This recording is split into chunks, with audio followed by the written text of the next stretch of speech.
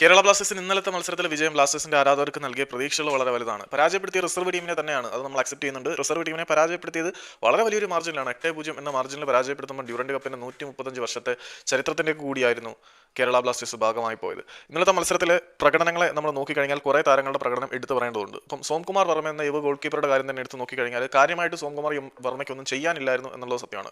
പുള്ളിയെ മാത്രം എടുത്ത് നോക്കിക്കഴിയുകയാണെങ്കിൽ അബ്സല്യൂട്ട്ലി പുള്ളിക്ക് ഒരു ഫ്രീ ഹാൻഡ് മാച്ച് ആയിരുന്നു. പലപ്പോഴും ഗോൾ പോസ്റ്റിന് കീഴിൽ വെറുതെ നിൽക്കുക എന്നതായിരുന്നു. പക്ഷേ ഒരു അവസരം വീണ് കിട്ടിയ സമയത്ത് കേരള ബ്ലാസ്റ്റേഴ്സിന്റെ പ്രതിരോധ നിരയുടെ ഭാഗത്തു നിന്നും ഒരു വീഴ്ച ഉണ്ടായപ്പോൾ അയാൾ വളരെ രൂക്ഷമായിട്ട് പ്രതികരിക്കുന്നത് നമ്മൾ കണ്ടു. അത് നമ്മുടെ നോവാ സദോയോട് തന്നെ വളരെയധികം ഷൗട്ട് ചെയ്ത് സംസാരിക്കുന്നുണ്ട്. ഭയങ്കര ഒരു അഗ്രസീവ് മൈൻഡ് ഉണ്ട്. ഇപ്പം ബ്ലാസ്റ്റേഴ്സിന്റെ മറ്റു ഗോൾ കീപ്പർ സച്ചിനായാലും ഗില്ലായാലും എല്ലാവരും ഒരു പതിഞ്ഞ സ്വഭാവം പുലർത്തുന്നവരായിരുന്നു. പക്ഷേ ഇവൻ അങ്ങനല്ല. ഇവൻ നല്ല കമാൻഡിങ് സ്കില്ലുണ്ട്, ഭാവിയിൽ ലീഡ് ചെയ്യാൻ മാത്രം കപ്പാസിറ്റി ഉണ്ട്. പിഴവ് വരുത്തുമ്പം അതൊരു ചെറിയ പിഴവാണെങ്കിൽ പോലും അത് എത്ര വലിയ താരമാണെങ്കിലും ചൂണ്ടിക്കാട്ടാനും അവിടേക്ക് കൃത്യമായിട്ട് പോയിന്റ് ചെയ്യാനും ആക്രോശിക്കുകയും ചെയ്യുന്ന കമാൻഡിങ് പവറുള്ള ഒരു ഗോൾ കീപ്പറെ ബ്ലാസ്റ്റേഴ്സിന് കിട്ടി എന്നുള്ളത് സോംകുമാർ വർമ്മയുടെ കാര്യത്തിൽ ബ്ലാസ്റ്റേഴ്സിന്റെ ഏറ്റവും വലിയ ഫ്യൂച്ചർ ഇൻവെസ്റ്റ്മെന്റ് ആയിട്ട് നമുക്ക് കണക്കിലെടുക്കാം.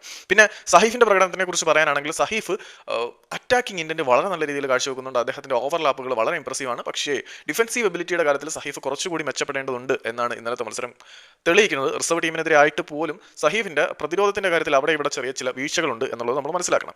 പിന്നെ മിലോസ് ഡിങ്കിച്ചിന്റെ കാര്യത്തിലാണ് മിലോസ് വളരെയധികം മൊച്ചോർഡായിട്ടുണ്ട്, വളരെയധികം ഇംപ്രൂവ് ആയിട്ടുണ്ട്. നേരത്തെ വെറുതെ അങ്ങോട്ട് കയറി പന്തിനെ എടുക്കാൻ നോക്കുന്ന അല്ലെങ്കിൽ പാനിക് ആവുന്ന ഒരു സ്വഭാവമൊക്കെ നമ്മൾ ഡ്രിങ്കിച്ചിൽ നിന്നും കാണുന്നുണ്ടായിരുന്നു. ഇത്തവണ അങ്ങനെയൊന്നുമില്ല. വളരെ പക്വതയോടുകൂടി വളരെ ക്ഷമയോട് കൂടിയിട്ട് എതിരാളി ആദ്യത്തെ മൂവ് നടത്താൻ അദ്ദേഹം വെയിറ്റ് ചെയ്യുന്നുണ്ട്. എതിരാളിയുടെ മൂവ്മെന്റ് അറിഞ്ഞ ശേഷം അതിനെ എങ്ങനെ തടയണം എന്ന് തീരുമാനിക്കാനുള്ള ഒരു ക്വിക്ക് റെസ്പോണ്ട് കപ്പാസിറ്റി കാണിച്ചെടുക്കുന്നുണ്ട്. പിന്നെ അദ്ദേഹത്തിന്റെ അഗ്രസീവ്നെസ് ടീമിന് പോസിറ്റീവ് ആകുന്ന തരത്തിൽ അദ്ദേഹം കുറച്ചിട്ടുണ്ട്. എതിരാളിയുടെ നീക്കങ്ങൾക്കനുസരിച്ച് തന്റെ നീക്കം അദ്ദേഹം ഡിസൈൻ ചെയ്യുന്നു. അല്ലെങ്കിൽ വെറുതെ അങ്ങോട്ട് കയറ്റി ടാക്കിൾ ചെയ്യുന്ന ഒരു പരിപാടി മിലാസിനുണ്ടായിരുന്നു, അതില്ല. പിന്നെ ഐബന്റെ കാര്യം നോക്കുകയാണെങ്കിൽ അദ്ദേഹത്തിന്റെയും അറ്റാക്കിംഗ് ഇന്റന്റ് ആണ് നമ്മൾ കൂടുതൽ കണ്ടത്. നോഹാ സദോയുമായിട്ടുള്ള അദ്ദേഹത്തിന്റെ ലിങ്ക് പ്ലേ വളരെ മികച്ചതാണ്. രണ്ടുപേരും തമ്മിലുള്ള ധാരണ ഗോവയിൽ എങ്ങനെയാണോ ഉണ്ടായിരുന്നത് അതുപോലെ തന്നെ ബ്ലാസ്റ്റേഴ്സിൽ ഉണ്ടായിരിക്കും. പക്ഷേ സഹീഫിന്റെ കാര്യം പറഞ്ഞതുപോലെ തന്നെ ഡിഫൻസീവ്ലി ഐബൻ കുറച്ചുകൂടി സെറ്റ് ആവേണ്ടതുണ്ട്. അല്ലെങ്കിൽ അദ്ദേഹത്തിന്റെ ഡിഫൻസീവ് കോൺട്രിബ്യൂഷൻസ് നമുക്ക് ഇനിയും വേണം. പിന്നെ ഹോർമിപ്പാൻ റീവയുടെ കാര്യം പറയുകയാണെങ്കിൽ നിലവിൽ ഇന്ത്യയിൽ അവൈലബിൾ ആയിട്ടുള്ളതിൽ വെച്ച് ഏറ്റവും മികച്ച ball playing centre back Hormipam Ruivah തന്നെയാണെന്ന് ഒരു മത്സരത്തിൽ കൂടി പുള്ളി തെളിയിച്ചിട്ടുണ്ട്. അദ്ദേഹവും ഗോൾ കീപ്പറും തമ്മിലുള്ള കമ്മ്യൂണിക്കേഷൻ അത്ര മികച്ചതാണ് എന്നൊന്നും പറയുന്നില്ലെങ്കിൽ പോലും ഡിഫൻസീവ് യൂണിറ്റിനെ ഏകോപിപ്പിച്ച് നിർത്തുന്ന തരത്തിൽ തന്നെ കമ്മ്യൂണിക്കേഷൻ ഡെവലപ്പ് ചെയ്യാൻ ഹോർമിക്ക് കഴിഞ്ഞിട്ടുണ്ട്. പിന്നെ ഇന്നലെ ആദ്യ പകുതിയിൽ ഗോൾ ഫിനിഷ് ചെയ്യാൻ ഒരു ചാൻസ് ഹോർമിക്ക് കിട്ടിയിട്ടുണ്ടായിരുന്നു, അത് പുള്ളി തൊലച്ചു കളഞ്ഞു. അപ്പം ഫിനിഷിംഗ് കപ്പാസിറ്റി കൂടി ദിമി ഒന്ന് നടപ്പിലാക്കി കഴിഞ്ഞാൽ ഇന്ത്യയിലെ ഏറ്റവും മികച്ച ദിമി തന്നെ ആയിരിക്കും എന്ന കാര്യത്തിൽ സംശയമൊന്നുമില്ല. ഓവറോൾ മത്സരത്തിന്റെ ഒരു ഡിഫൻസീവ് യൂണിറ്റിന്റെ പ്രകടനം എടുത്ത് നോക്കിക്കഴിഞ്ഞാൽ ഇടയ്ക്കിടെ ഗോൾ കീപ്പിംഗ് യൂണിറ്റുമായിട്ടുള്ള കമ്മ്യൂണിക്കേഷൻ കുറഞ്ഞു നിന്നു. അതിന്റെ ആവശ്യം അധികം വന്നില്ല എന്ന് പറയുന്നതായിരിക്കും ശരി. പക്ഷേ ആ കമ്മ്യൂണിക്കേഷൻ ലാക്ക് കുറച്ച് കണ്ടിരുന്നു. പക്ഷേ ഒരു പിഴവ് വന്നപ്പോൾ സോംകുമാർ വർമ്മ കൃത്യമായിട്ടൊരു കമാൻഡിങ് കപ്പാസിറ്റിയും കരിസ്മയും എല്ലാം അവിടെ കാണിച്ചിട്ടുണ്ട്.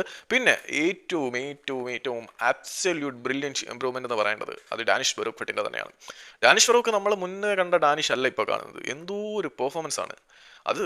ഒഫൻസീവ് ആയാലും ഡിഫൻസീവ് ആയാലും ഡാനിഷിന്റെ പെർഫോമൻസ് എടുത്ത് പറയണം. ചില ആളുകൾക്ക് ഡാനിഷിന്റെ പെർഫോമൻസിന് വില ഇല്ലെങ്കിൽ കൂടി ഡാനിഷ് പൊളിച്ചിട്ടുണ്ട് എന്ന് തന്നെ പറയാം. കാരണം എന്താണെന്ന് വെച്ചാൽ എപ്പോഴൊക്കെ പാസുകൾ സപ്ലൈ ചെയ്യേണ്ടി വരുന്നു അപ്പോഴെല്ലാം അദ്ദേഹം അവിടെ സന്നിഹിതനാണ്. അതായത് ഏത് പാസും റിസീവ് ചെയ്യാൻ ഏത് സീറോ ചാൻസ് പോയിന്റിൽ നിന്നും ഡാനിഷ് അവൈലബിൾ ആയി വരുന്നുണ്ട്. പിന്നെ അദ്ദേഹത്തിന്റെ ചില സ്ലൈഡിംഗ് ടാക്കിലുകൾ, കമ്മിറ്റ്മെന്റ് എല്ലാം കൊണ്ടും വളരെ മികച്ച ഇംപ്രൂവ്മെന്റ് അദ്ദേഹത്തിൽ നിന്നും ഉണ്ടായിട്ടുണ്ട്. അബ്സല്യൂട്ട്ലി ഈ മിഖായൽ സ്റ്റെഹറയുടെ യുഗത്തിൽ കേരള ബ്ലാസ്റ്റേഴ്സിന്റെ നിർണായക താരങ്ങളിൽ ഒരാളായിട്ട് ഡാനിഷ് ബറൂഖട്ട് മാറാനുള്ള സാധ്യതയുണ്ട് എന്ന് തന്നെ പറയാം. പിന്നെ ഫ്രെഡി ലാലങ്മാവിയുടെ കാര്യം പറയുകയാണെങ്കിൽ പല സമയം അദ്ദേഹം ജീക്സനെ അനുസ്മരിപ്പിച്ചിട്ടുണ്ട്. വളരെ കാം ആൻഡ് കമ്പോസ്ഡ് ആയിട്ട് കളിക്കുന്നുണ്ട്. അപ്പം ജീക്സന്റെ അഭാവം എന്തായാലും ഫ്രെഡിയും അസറും ചേർന്ന് പരിഹരിക്കും എന്ന് വിശ്വസിക്കാൻ പറ്റുന്ന തരത്തിലുള്ള ഒരു പ്രകടനം ഫ്രെഡി ലാലങ്മാവിയിൽ നിന്നും ഉണ്ടായിട്ടുണ്ട്. അത് എത്രമാത്രം ഉണ്ടായിരിക്കും എന്ന് വരുന്ന മത്സരങ്ങളിൽ കാണാം. പിന്നെ അറ്റാക്കിംഗ് യൂണിറ്റിന്റെ കാര്യം പറയേണ്ട കാര്യമില്ല. പെപ്രെ, നോവ, ലൂണ, എന്താ പറയേണ്ടത്, ലൂണ അധികം എഫേർട്ട് എടുത്തില്ല എന്ന് പറയുന്നതായിരിക്കും ശരി. എന്നിട്ട് പോലും ലൂണയുടെ ബ്രില്യൻ മൂവുകൾ നമ്മൾ കണ്ടിട്ടുണ്ട്. പിന്നെ ഈ സ്ട്രൈക്കിംഗ് സ്റ്റുഡിനെ കുറിച്ച് അധികം പറയണ്ടാടേ. നമ്മൾ വെറുതെ ഇത്ര ആളുകളെ പൊക്കിയിടിച്ച് അവരെ കൂടെ പൊക്കിയിടിക്കണ്ട. ടൈമിങ്ങിന്റെ കാര്യത്തിൽ കുറച്ച് മാറ്റങ്ങളൊക്കെ പെപ്ര ഇനിയും വരുത്തേണ്ടതായിട്ടുണ്ട്. ഓഫ് സൈഡ് ട്രാപ്പിൽ പെപ്ര വിട്ടുപോകുന്നുണ്ട്, അതൊന്നും ഒഴിവാക്കി കിട്ടണം. പിന്നെ സെറ്റ് പീസ് കോച്ചായിട്ടുള്ള മൊറൈസിന്റെ കാര്യവും പറയുന്നില്ല. അതൊക്കെ ഇംപ്രൂവ്മെന്റ് നമ്മൾ കളികളിൽ കാണുന്നുണ്ട്. പക്ഷേ ഇതിനെ നമ്മൾ ഒരു വലിയ സംഭവമായിട്ട് എടുക്കുന്നില്ല. ഇനി പഞ്ചാബ് എഫ് സിക്കെതിരെ ഒരു വലിയ മത്സരം വരുന്നുണ്ട്. അത് കഴിഞ്ഞിട്ട് നമുക്ക് വിശദമായിട്ട് തള്ളണമെങ്കിൽ തള്ളാം.